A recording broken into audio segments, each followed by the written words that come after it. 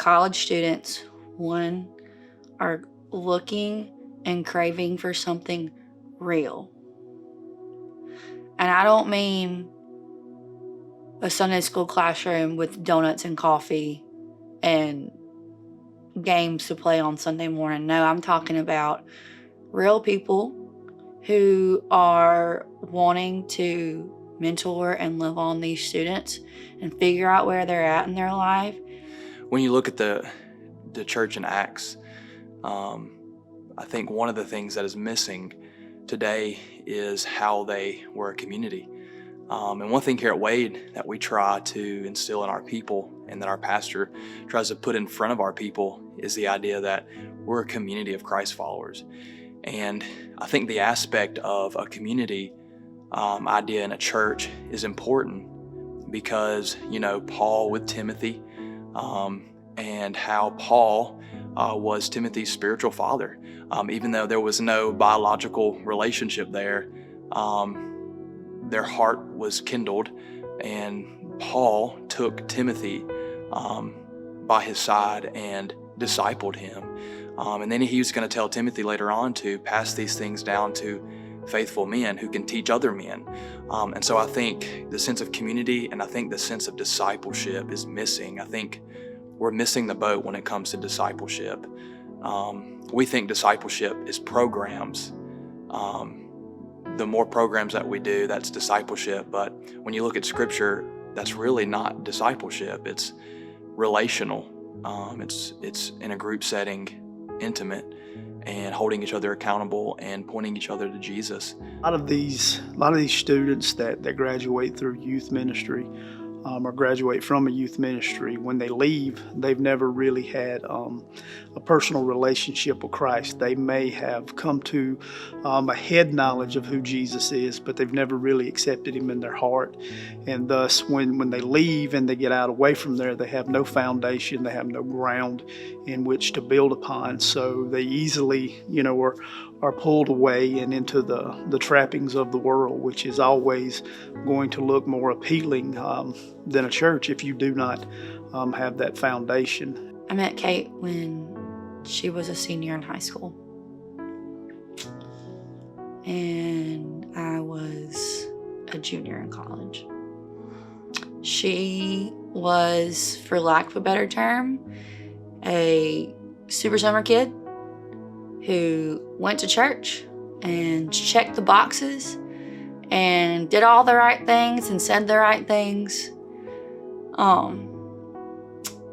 And then she went off to college. She came to Hattiesburg to a university, and at first was doing extremely well.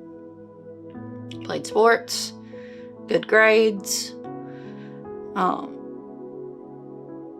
and then life happened. We're just gonna call it life. And she started going downhill. And no matter how hard I tried, I couldn't stop her. I remember one night, she called me. It was very, very early in the morning, and she needed me to come pick her up. So I got in my car, and I went and I picked her up. Probably one of the worst things I've ever seen. And I hate it.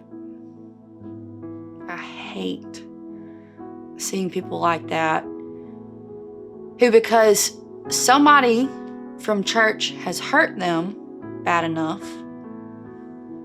have turned to other things to fulfill that desire that they have in their soul for something more. Because that hole in her chest wasn't being filled by Jesus. She was filling it with alcohol. Guys, online dating, people at school.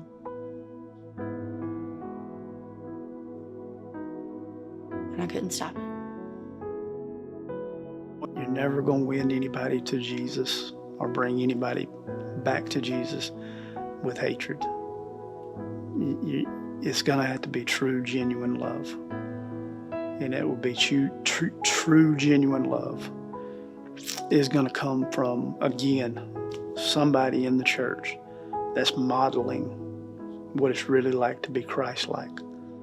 It's hard to do life apart from biblical-based community, and that for the sake of her faith, for the sake of, the rest of her life when it comes to her faith, that staying connected to a church is important, and finding that church, because there are churches out there that would welcome her in with open arms, like this place. There's a place for her, and that she has a purpose and a meaning in life, and there's more to life than what she sees right now in the middle of where she's going through. And there's a bigger story being written, and that bigger story is God's story, and that He wants to rewrite her story. I think the first thing that I would say to anybody in general, not just pastors or parents or, I'm talking to people that sit in the pews on Sunday and do nothing else but sit there. Make yourselves available. I promise you that a college student or a young adult somewhere is walking the same thing that you've been through before. And they feel like this hasn't happened to anybody else, but they wouldn't know it because you didn't open your mouth. And the cool thing about the gospel is God has this big story, and you look at the scripture, there's a thread going all throughout scripture, and it's the gospel. It's Jesus in our place. The cool thing about it, though, is we get to be in part of that big story, and we get to share that story with other people. Make your home available. Create that safe space that they're not getting. Don't shut them out. Because 9 times out of 10, when they come home, they're looking for that safe space too. Because if they're not really safe at college, and they can't come home and feel safe, where are they going to go? We're told the great commandment is love the Lord your God with all your heart, with all your mind, with all your soul, and to love others. I think if we could ever get to the point where we're doing that, a lot of these other issues would kind of take care of themselves. But we've got to, we've got a desire for God to work in us long before He's going to work in somebody else.